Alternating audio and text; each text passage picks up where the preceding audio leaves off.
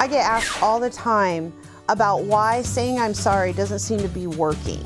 I said I was sorry. She doesn't seem to want to forgive me. Well, I've got some great tips on how to give a proper apology. This is one of those things that we need to teach our children, and we need to practice so that we get really good at establishing reconciliation in relationships. First of all, don't ever say, I'm sorry. Number one rule, I'm sorry would be what we call dead words. They have no meaning, they have no action, and most of the time we use I'm sorry when we're uncomfortable in a situation. We don't like how it felt, so we say we're sorry. We don't really mean anything by it. We don't mean that we're gonna actually do something different. We just don't like how we feel. And then the other problem that we tend to do is if someone says they're sorry to you, you say back to them, it's okay. Gotta stop doing that. It's not okay. When they hurt you, they bumped into you, they said something rude, it's not okay. Stop saying it's okay because it isn't.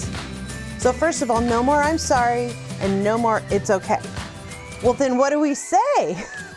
Well, number one, we want to name what we did wrong.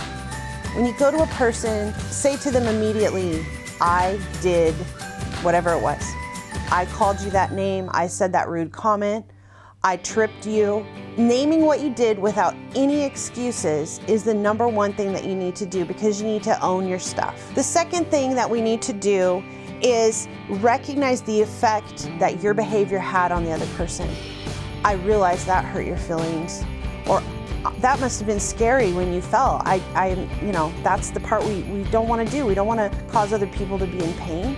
So recognize the effect that it had on them and that you are empathizing with whatever that was. One of the trips that we fall into right in this situation is we want to justify why we did it. We want to explain or over-explain, and that is dangerous. Those don't belong in apologies. We are not going to justify our behavior, minimize it, or deny it. We're apologizing.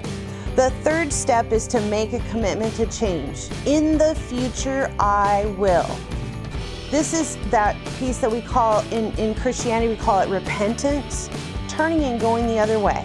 So this time I hurt your feelings. In the future, I will speak kindly. I will remember to keep my opinions to myself. I'm going to do something different. You're making a commitment to change, turning and going the other way. The fourth thing we want to do is ask for forgiveness. Now, forgiveness is not something we can demand. We also cannot put the other person on the spot and expect them to forgive us right away, depending on how deep the pain was. But we can ask for forgiveness or mercy or grace in a humble way, and that reconciles the relationship. The fifth thing that we need to do is recognize the value of this friendship or this relationship. So we want to say something like, I really care that we are able to get along, or I want you to know how much I love you and what I did not express that. Or I want to be able to work together cohesively in the future and have good communication. That way the other person knows that you value them and that you are committed to the change you're going to make.